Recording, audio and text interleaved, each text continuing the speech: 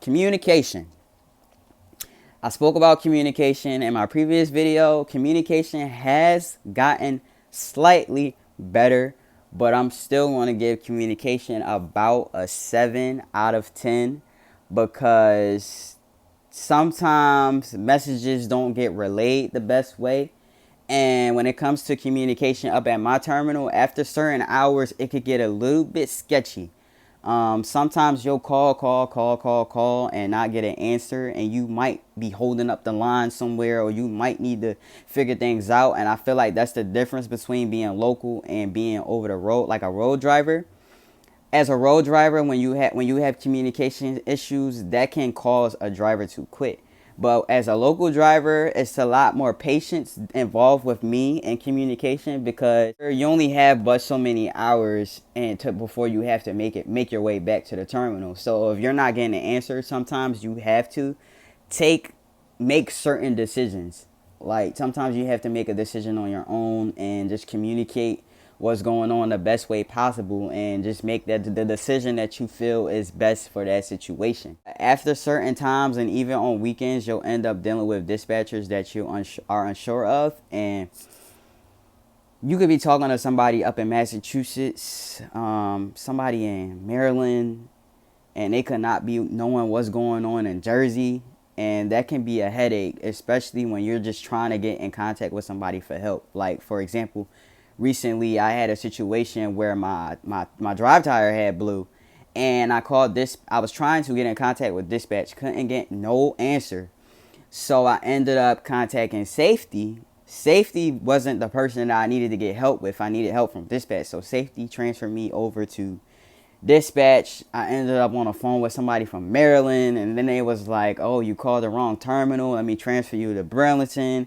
Ended up on a phone with somebody from Massachusetts. They like, oh, that's the wrong terminal. And I'm just like, listen, I'm broken down on the side of the road. I tried contacting Burlington, I'm not getting an answer. Can somebody please help me figure out what I need to do?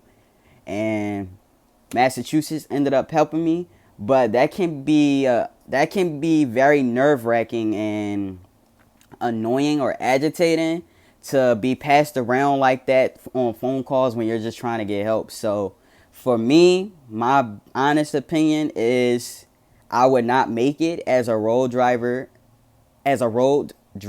over here if the communication remained the way in my experience. Because I feel like road drivers definitely need more attention than local drivers, because like I say, sometimes you just gotta make certain decisions. But when you're a road driver, it's like you might be in the middle of nowhere, you might be somewhere where you can't do certain things. So that's my take on it. Like I say in this video, this is all my personal opinion. Your experience can be different. I forgot to put that disclaimer in the beginning. So this is just my honest opinion. Now, pay. A lot of people like to talk about pay. Like I said before, my job, when I first applied, my projected salary was between 65K. I made more than 65K. I've made more than my goal, which was 70K. And the money's decent, yo. Like, if you really looking for somewhere to make some money up in my area, I don't know about other areas because it all depends on your terminal, what position you're in. And it's not like a set pay rate across the board. So as a Burlington local dedicated driver for BJ's in the nighttime position, my pay is great. Like I said, I started off at $23.50. I got a $1.25 raise. I make $24.75 on a regular day, $29.75 whenever I go to the boroughs of New York. The company has so many bonuses. There's so many instances where the company is just throwing money out there to the drivers. Like this current week right here, if I would have worked the 6th day, they would have paid me $250 on top of my regular pay. Bonuses for holiday pay. They pay you your hourly rate times your average hours worked per week. And usually they pay me for like 10.5 hours at my hourly rate for holiday pay. You get your regular pay and then you get the holiday bonus, whatever they're doing. Like last Christmas, they had a holiday bonus of $400 plus holiday pay plus my regular pay rate. So that check was nice.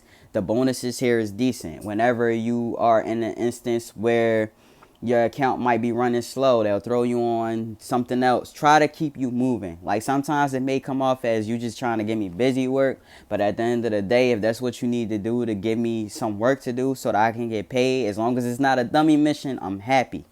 So they have so many different incentives. Like I said, they pay holiday pay. They pay a 6-day bonus. The hourly pay for me is great.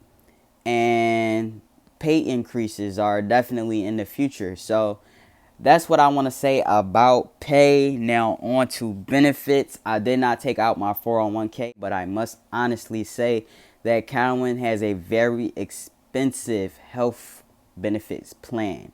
The most expensive I've ever seen. I worked for 3 companies in trucking in my life. Cowan, Crete, and Prime. And Cowan has the most expensive health benefits plan out there. I feel like at Prime, it decreased the more you work there. So after your first year, it dropped significantly. At Crete, it was like $30 a week or something like that. Here at Cowan, I'm paying about $230 a month, like almost $240 a month for the silver plan. The silver plan is the plan above the most basic, and then they have another plan which is the gold plan, and that's about $300 and something for an individual, not a family. So that's a down. That's definitely a down for me. I pay like a $40 copay, and then you have all of these other copays, and my out-of-pocket max is $7,000. So I just feel like that's a lot. So that's definitely a negative for me. One of the biggest negatives here. Work-life balance.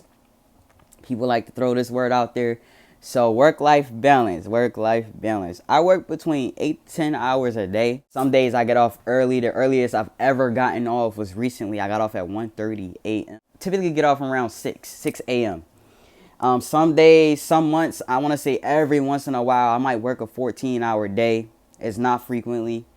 It's few and far between. Company culture, my experience with dispatch is great. With other drivers is definitely, there's no complaints. I run into the same drivers over and over again, so I can definitely say they are retaining drivers up here in my region and my terminal.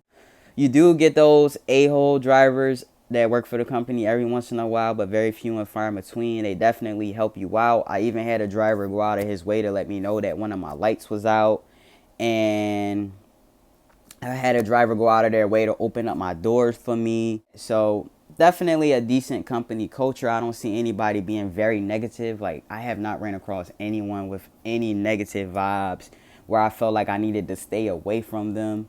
I ran into some drivers that's been here 10, 13 years. So longevity, definitely see it there. And it's not just a few drivers. It's a lot of them that's been here for a long time. I see a mix of different ethnicities, men and women. Not trying to exclude anybody that identifies differently across the spectrum, but not knowing how they identify, I see a lot of, it's women that work here, men that work here, different ethnicities. So definitely variances in diversity here. As far as office staff, I don't really know too many of the office staff. I run into the same people, but I don't really know too many of their names. But definitely they do greet you, and they help you with what they can help you with. If they aren't the person that you need to get help from, they'll try to direct you in the best direction that they can. But that's that on company culture. I don't see no weird things going on. Drug tests. I should put this in the beginning. I took a drug test initially when I first started here. It was urine.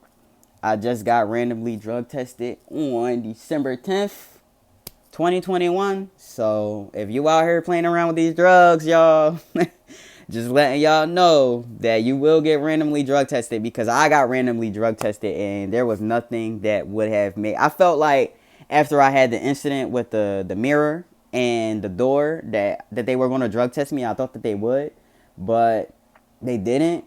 And then I came in after my shift in the morning time, and they came up to me like, hey, you got to go take this drug test. And I was like, oh, like I wasn't expecting that. I thought I was about to win some money or something. So definitely remain drug free, y'all. Like, don't play around with your career like that. So my dislike list. The only thing that I can say I dislike is the slip seating environment. But like I said, they try their best to give you the same trucks. But with slip seating comes that dealing with habits of other drivers, and sometimes drivers don't do what they're supposed to do. Like, I share a truck with this one driver, and the reason how I know that it's the same driver is because you can see their driver code when you do your inspection.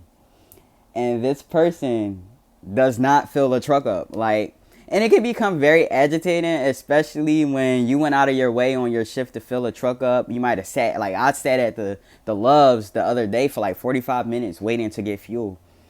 And just so it's common courtesy, just so that I got the truck a certain way, I'm returning it back a certain way. So even when I get the truck not full, I fill it up and I turn it in filled up, not to inconvenience the other driver and just to replace what I used. And I'll fill it up, and they prefer for you to fill the trucks up. But every time I share this truck with this driver, every time I get it back, they just never fill the truck up. So that's a common annoyance. It's not really the company, it's just a dislike that I deal with, something that you just have to get used to, or else you're just gonna have a miserable time every time you get in a truck and see it's not filled up if you get mad. Next thing I wanna say I dislike is sometimes the planning of loads is inefficient. Like, they'll give you a store that's like 150 miles loaded, and then you have to drive 150 miles back, so that's like 300 miles, and then you'll have another store on top of that, and that store was supposed to have a delivery at 1 a.m. If I start at 8 o'clock and it take me and I don't get my load till 8:30, and I don't get out of the DC till 8:45, and it take me 3 hours to get to where I'm going, so that's 11:45, 12 o'clock, I'm making it to my customer. Let's say I don't get out of there till 12:30. That's 3 o'clock in the morning. A customer might have supposed to got their load at 1 o'clock in the morning. Now you showing up at 5 o'clock in the morning with a load that was supposed to have gotten there at 1 o'clock in the morning, and now you're dealing with the attitudes, and you're getting the shitty end of the stick. So I feel like planning loads can be a lot better, a lot more efficient. If y'all know that this customer, like, where Cowan isn't the only customer that has to deliver to these stores. Like, you have Burris, they got their bread trucks, their chip trucks, and we're not the only ones delivering freight there.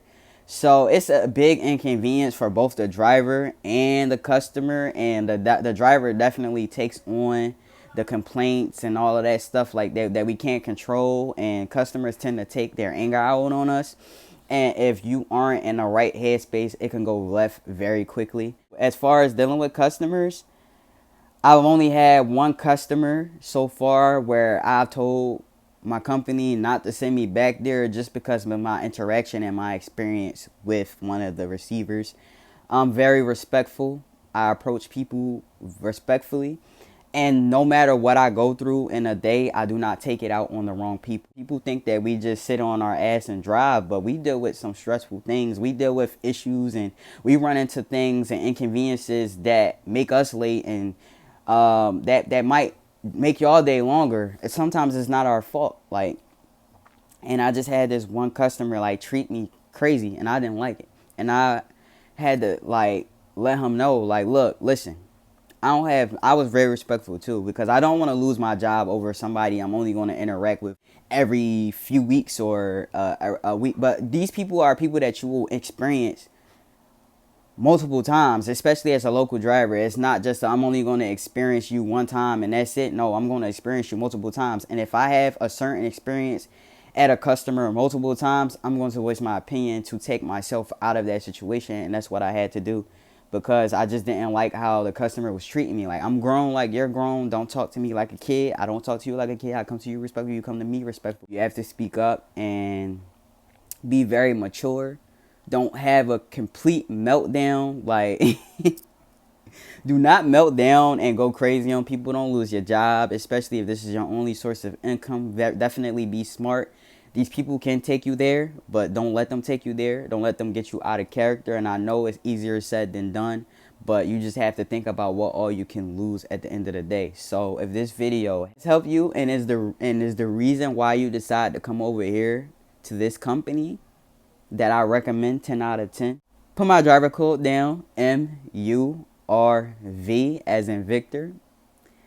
if you want to use me as a referral. But if you don't, you just let me know. Give me a like. Let me know that this video was helpful. And become Grind Mode certified by hitting the bell. Join the Grind Mode family by subscribing.